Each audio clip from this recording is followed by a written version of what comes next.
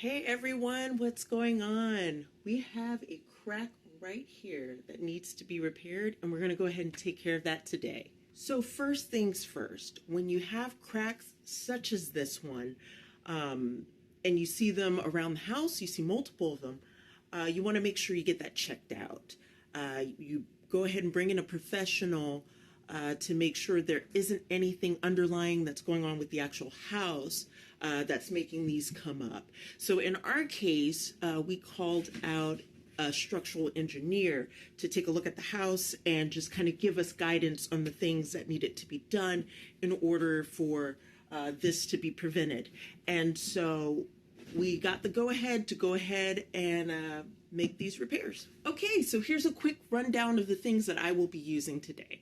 So I'll be using 100 grit sandpaper. I also have a sand block that I will be using to do some finishing touches at the very end. I will be using joint compound, a drywall knife, and also if your crack is larger than 1/2 inch, you will need mesh tape.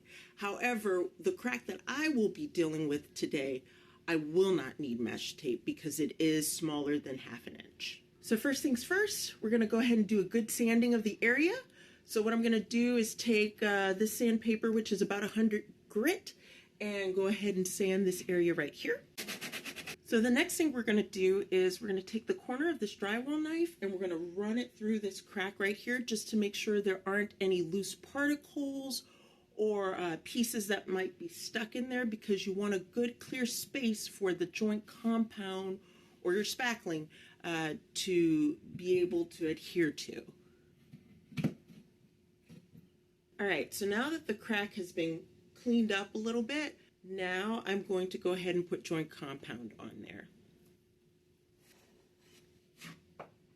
There we go, our crack is no more. It's all cleaned up and it looks pretty good. So what's gonna happen now is that you let this dry, and then you can use 100 grit, or you can use something a little bit higher. You could probably use like 120, 150 or whatnot to go over this too, to just kind of smooth it out.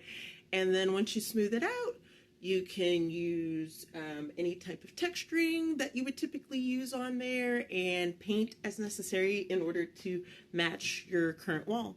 So there you go. Be sure to follow, like, or subscribe. And as always, thanks for dropping by.